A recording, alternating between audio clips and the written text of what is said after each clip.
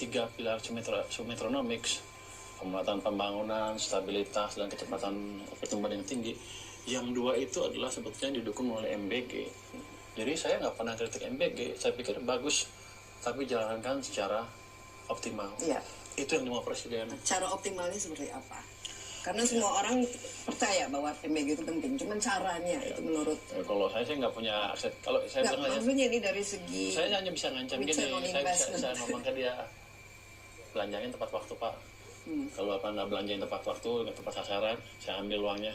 Tapi sebetulnya bukan saya ambil, uangnya emang di tempat saya juga, kalau nggak dibelanjain. Jadi kita hanya mendukung beliau agar bisa lebih keras bekerjanya. Cuman begini, ini kan program baru juga. Nggak ada yang bisa program semalam. Itu yang perlu dimaklumi. Jadi saya mendukung terus MBG. Biar aja MBG itu untuk stabilitas. Pertumbuhan tinggi kita yang ciptakan tadi. Monetary, fiskal yang benar, uang yang cukup, perbaikan sistem iklim investasi yang baik. Nggak lama lagi saya akan ketemu dengan Menteri Perindustrian untuk diskusi gimana caranya membuat industri kita tumbuh lebih cepat lagi. Mestinya lebih pintar daripada saya kan, cuman saya nanya insentif apa yang bisa saya kasih supaya industri kita tumbuh lebih cepat lagi. Insentif apa? Bisa macam-macam. Bisa ada yang dia bilang kita nggak bisa bersaing di pasar dalam negeri karena banyak program-program barang-barang selundupan, tutup barang-barang selundupan itu.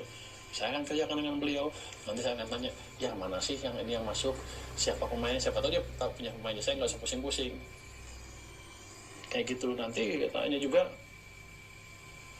misalnya sektor tekstil, dulu kan dikenal sebagai sunset. Ya, udah sunset industry. Sunset industry. Akibatnya perbankan susah ngasih sana. Saya akan mau lihat apa betul-betul sunset. Karena kalau kita lihat salah satu produk tekstil di Amerika, ada yang terus bisa meningkatkan market share-nya.